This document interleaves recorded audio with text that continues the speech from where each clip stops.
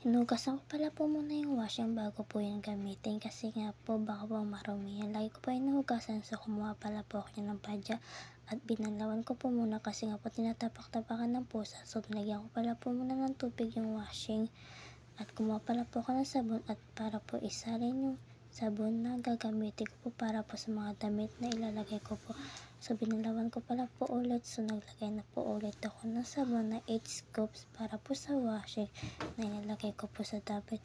Ayan po, kumuha na po ako ng damit sa basket at dinala ko po dyan at para po pagpilian yung mga damit na puti na mauunang labhan.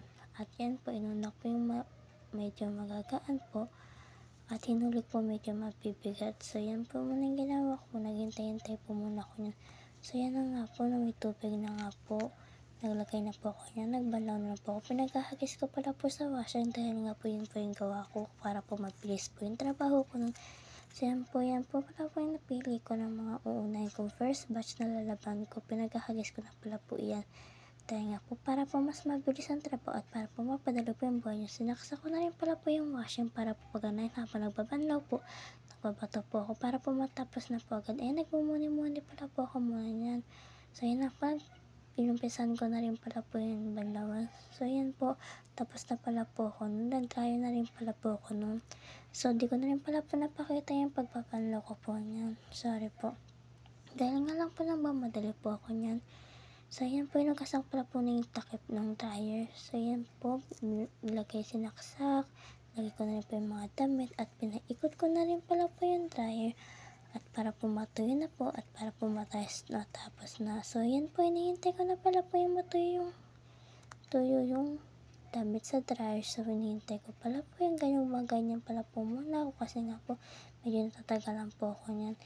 Yan pala po, hinugasan ko pala po muna yung basket kasi nga po marumi pa po yan. So yan po, tapos na rin pala po yung dry na sa oras na paghihintay ko po natapos rin ang buhay.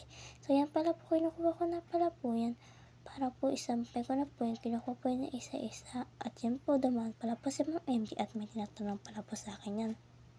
Kumuha pala po siya ng tabo kasi nga po may bubusan po siya tayo ng pusa. So yan po, nagsasampay na pala po ako, nag-umpis na pala po ako magsampay kasi nga po tapos na nga po ako sa nilalaban ko. Tapos na po ako sa ginagawa ko. Yan na po, ready na po ako magsampay. Yan na po, inisa-isa, inayos-ayos ko pala po muna bago ko i-hanger.